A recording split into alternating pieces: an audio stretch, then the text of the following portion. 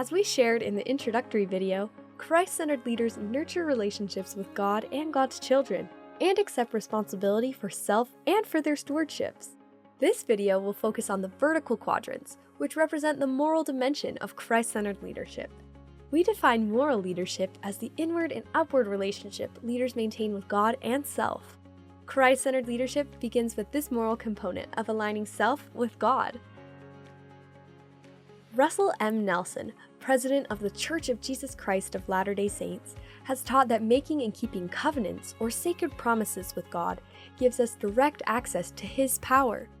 Whether we are leading a large organization, our family, or just seeking a positive influence on our friends, our covenants with God allows us to draw upon His power to lead in ways we couldn't have on our own. Jesus drew upon God's power in His leadership by praying on behalf of His followers and seeking God's help in His hardest experiences. Similarly, Christ-centered leaders pray to God to know what to say and how to serve the people they lead. They honor their covenants through obedience and worship, and trust that God will magnify their efforts to lead people righteously. Christ-centered leaders also take responsibility for themselves and embrace their uniqueness. The scriptures teach that there are many spiritual gifts and that everyone is gifted in unique ways.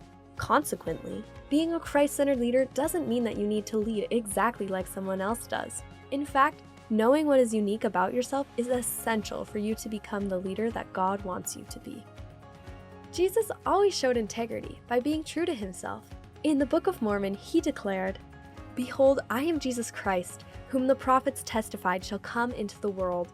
And behold, I am the light and the life of the world, and I have drunk out of that bitter cup which the Father hath given me, and have glorified the Father in taking upon me the sins of the world." Jesus knew who He was, and He stayed true to His identity. He followed God's will for Him, and didn't let the opinions of those around Him sway Him from His path. Similarly, Christ-centered leaders develop a concrete set of personal values that they always adhere to. They identify and employ their unique gifts and cherish what is distinctive about their talents and leadership style. To summarize, Christ-centered leaders morally anchor their leadership by nurturing a close relationship with God and committing to act on their unique gifts and personal values. With this moral anchoring, Christ-centered leaders derive godly power and authenticity. Listen to the next video to learn about the ethical dimension of Christ-centered leadership.